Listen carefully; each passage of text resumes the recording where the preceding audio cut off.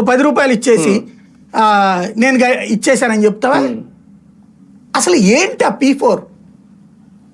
P4 అంటే ప్రజలకి ఏమాత్రం అర్థం కాని పేరాల కొద్దీ రాసినటువంటి పదాల గాడి తప్పించి మరేం అంటే ఇన్ని రోజులు వీళ్ళ రాసిన చూస్తే సార్, అంటే నాకు అర్థమైంది, కరెక్ట్గా తెలీదు, దారిద్ర్య రేఖకు దిగువన ఉన్న వాళ్ళని అంటున్నారు. ఇవాళ కూడా వీళ్ళు ఏం చెప్పారు, టీచర్లకు అనుకున్నాం కదా, వాళ్ళకంట వాళ్ళ స్కూళ్ళల్లో పనిచేసే ఆయాలు ఉంటారు కదా, వాళ్ళు అదే వాళ్ళ స్కూళ్ళల్లో ఇంకా దారిద్ర్య రేఖ దిగువన ఎవరైతే ఉంటారో అలాంటి వాళ్ళని దత్తత తీసుకోండి అని చెప్తున్నారు. అంటే వీళ్ళందరూ కూడా ప్రభుత్వ సంక్షేమ పథకాలకు అర్హులైన వాళ్లే ఉంటారు.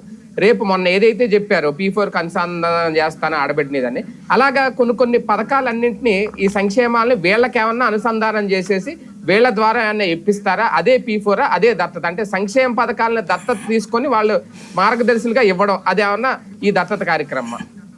మీరు చాలా అమాయకంగా ఉన్నారు. ఏమో నాకు అలా అదే అనుకున్నాను. డబ్బులు 1500 డైరెక్ట్ గా ఇచ్చే పరిస్థితే ఉంటే వాళ్ళని అస్సలు లింకే బెటర్. అవునా? అంటే అది చంద్రబాబు గారు స్వయంగా చెప్పారు కదా, P4 దీనికి అనుసంధానం చేస్తాం, ఈ కార్యక్రమం ప్రభుత్వం ఇవ్వడం కాదు అది. ఇందులో అసలు లాజిక్ ఏంటంటే ఆ 1500 ప్రభుత్వం ఇవ్వడం కాదు, వీళ్ళని ఇవ్వమని. అవును, అదే అంటున్నాను, వీళ్ళ చేత కళా పథకాలని వీళ్ళ చేత ఇప్పిస్తారా అంటున్నాను నేను. అన్ని పథకాలు అని కాదు, వీళ్ళు అసలు ఏం చేయాలనుకుంటున్నారో చెప్పట్లేదు. వాళ్ళ చదువులు చూసుకోవాలంట,